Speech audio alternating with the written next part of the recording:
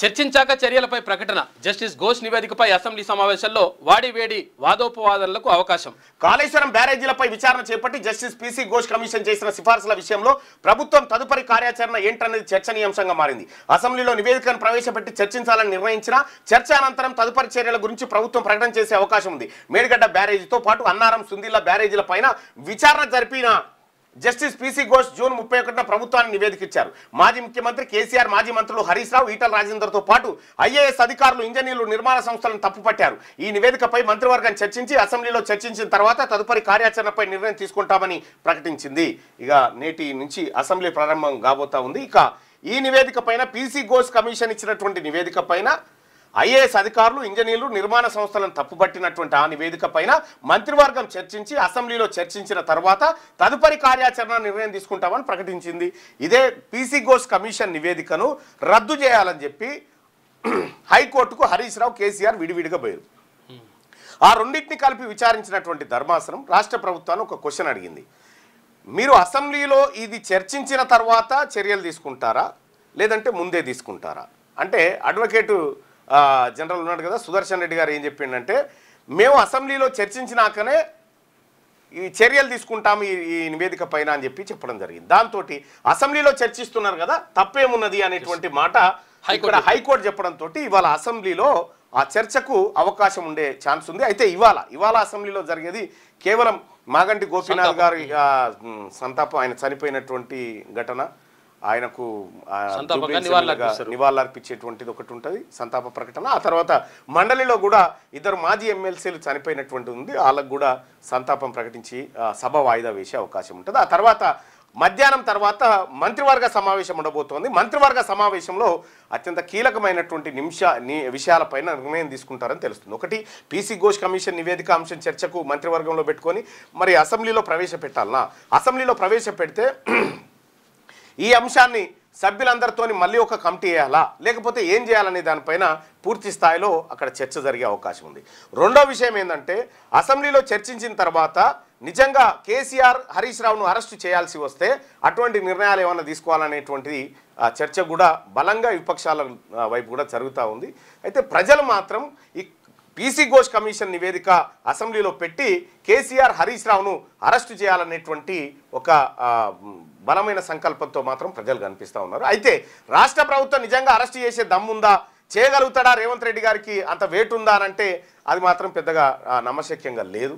మరి ఆయన చేయగలుగుతాడా, లేకపోతే కాంప్రమైజ్ పాలిటిక్స్ ఉంటాయా?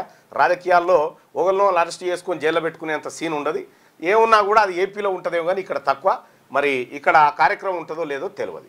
సార్ ఇక అది పీసీ ఘోష్. ఇక 42% రిజర్వేషన్, బీసీలకు 42% రిజర్వేషన్ ఇచ్చిన తర్వాతనే స్థానిక సంస్థల ఎన్నికల్లోకి వస్తామని చెప్పి ఇక్కడ ముఖ్యమంత్రి రేవంత్ రెడ్డి గారు, మంత్రులు శ్రీధర్ బాబు గారు, మంత్రులందరూ కూడా చెప్పారు ఈ మాట. మీరు ఆ మాట కట్టుబడి ఉండండి. ఇలా మంత్రివర్గంలో ఆ చర్చ పెట్టుకోండి. 42% రిజర్వేషన్ బీసీలకు రావాల్సిందే. అలాగే ముగ్గురు పిల్లల నిబంధన ఏదైతే ఉందో, ఈ ముగ్గురు పిల్లలు ఇద్దరు పిల్లలు ఉంటేనే ఎన్నికల్లో పోటీ చేయాలి, ఆ తర్వాత ఎక్కువ ఉంటే పోటీ చేయకూడదు అనేటువంటి అనర్హత నిబంధనలు ఏవైతే ఉన్నాయో వాటిని సవరించాలి. ముగ్గురు పిల్లలున్నా, నలుగురు పిల్లలున్నా ఈ ఎన్నికల్లో పోటీ చేసే అవకాశం రాష్ట్ర ప్రభుత్వం కల్పించాలి. రెండోది. ఇక మూడోది ఏంటంటే, 42% రిజర్వేషన్ల విషయంలో పార్టీ పరంగా వస్తామంటే అది ఎట్టి పరిస్థితుల్లో బీసీలం యాక్సెప్ట్ చేయము. మాకు కావాల్సింది మీరు చెప్పిన రిజర్వేషనే.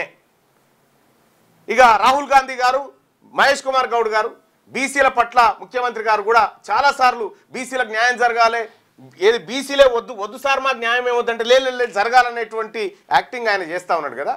ఇప్పుడు ఒకటి 2 ఎమ్మెల్సీ స్థానాలు ఖాళీ అయినాయి. 2 ఎమ్మెల్సీ స్థానాలు ఖాళీ అయినాయి. ఒకటి కోదండరామ్ని తొలగించారు, ఒకటి అమీర్ అలీ ఖాన్ని తొలగించారు. ఈ రెండు ఎమ్మెల్సీ స్థానాలు బీసీలకు ఇచ్చి చూపెట్టు నీ చిత్తశుద్ధి. ఈ 2 ఎమ్మెల్సీ స్థానాలు బీసీలకు ఇచ్చి బీసీల చేత భర్తీ చేసి కాంగ్రెస్ పార్టీ బీసీల పక్షపాతి, బీసీల కోసం జితనే ఆబాది ఉతనే ఇస్సేదారి అనేటువంటి మాట కట్టుబడి ఉంది అనేటువంటిది చెప్పండి. మహేష్ కుమార్ గౌడ్ గారు ఇవి చేయండి చూద్దాం. ఇక ఇప్పుడు 42 తర్వాత ముచ్చడుతుంది. ఇప్పుడు తక్షణంగా ఉన్నాయి కదా ఇవి. ఈ రెండిట్లో బీసీ అభ్యర్థుల పేర్లు ప్రకటించండి. చేస్తారా చూద్దాం, ఒకసారి పబ్లిక్ను కూడా అడిగి చూద్దాం. రైట్, మీ అభిప్రాయం తెలియజేయండి. కోదండరామరెడ్డి అమీర్ అలీ ఖాన్ ఎమ్మెల్సీ స్థానాల ప్లేస్లో కాంగ్రెస్ పార్టీ బీసీలకు ఆ సీట్లు ఇవ్వాలి అనేది చెప్తా ఉన్నాం. ఇక్కడ నిరూపించుకోరు మీరు చిత్తశుద్ధిగా. ఎందుకంటే బీసీలు ఎంతమంది ఉన్నారు అసెంబ్లీలో, మండలిలో చాలా తక్కువ మంది ఉన్నారు. దాదాపుగా ఒక 14-15 మంది రెడ్లు ఉన్నారు. ఇప్పుడు కొత్తగా ఈ రెడ్డి గారు పోయి చేసేది ఏం లేదు. ఇంకొక విషయం ఏంటంటే అక్కడ అమీర్ అలీ ఖాన్ బీసీ అయితే ఆయన ఉంచండి. ఇక్కడ కోదండరామ్ రెడ్డి ఆల్రెడీ రెడ్లు చాలా మంది ఉన్నారు. అందులో రెడ్లు లేకగా చాలా మంది రెడ్లు ఉన్నారు. ఒకటి ఏవిఎన్ రెడ్డి గారు ఉన్నారు, ఆ తర్వాత సుఖేందర్ రెడ్డి గారు ఉన్నారు, ఆ తర్వాత మ్యాక్సిమం ఉంటారు అట్లా. ఒకసారి పోచంపల్లి శ్రీనివాసరెడ్డి గారు ఉన్నారు,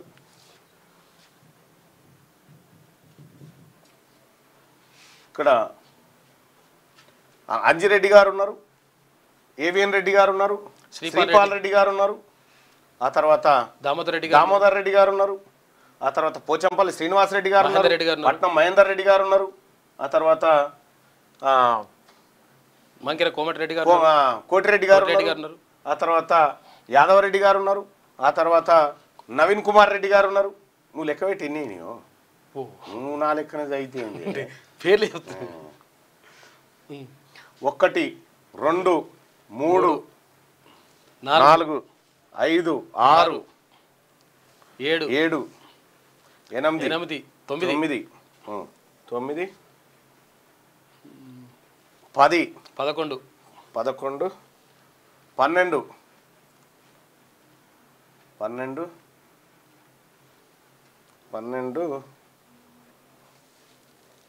12 12 13 13 మంది ఉన్నారు.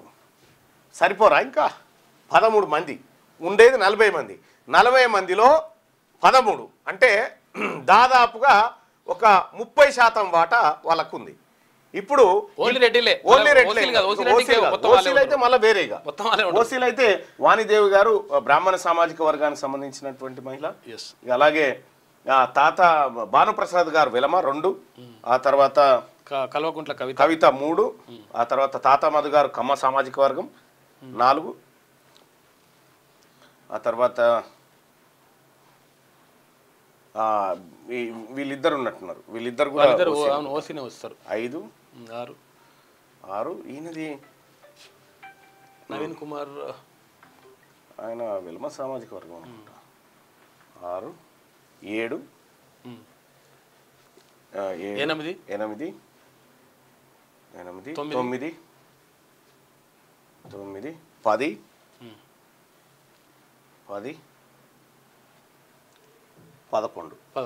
ప్లస్ 13 11 ప్లస్ 13 24 మొత్తం సభ్యులలో 24 మంది అప్పర్ క్యాస్ట్, 40 మంది మొత్తం టోటల్ 40 మంది 24 మంది అప్పర్ క్యాస్ట్ ఉన్నారు. ఇది కూడా ఈ మొన్న ఇచ్చినటువంటి బీసీలకు కూడా మీ సంగతి ఏందంటే ఇచ్చిర్రు. అవి కూడా లేకపోతే ఇవ్వకపోదురు. ఇప్పుడు కోదండరామరెడ్డి గారిది ఖాళీ అయింది కాబట్టి ఆ స్థానాన్ని బీసీలతో భర్తీ చేయాలి.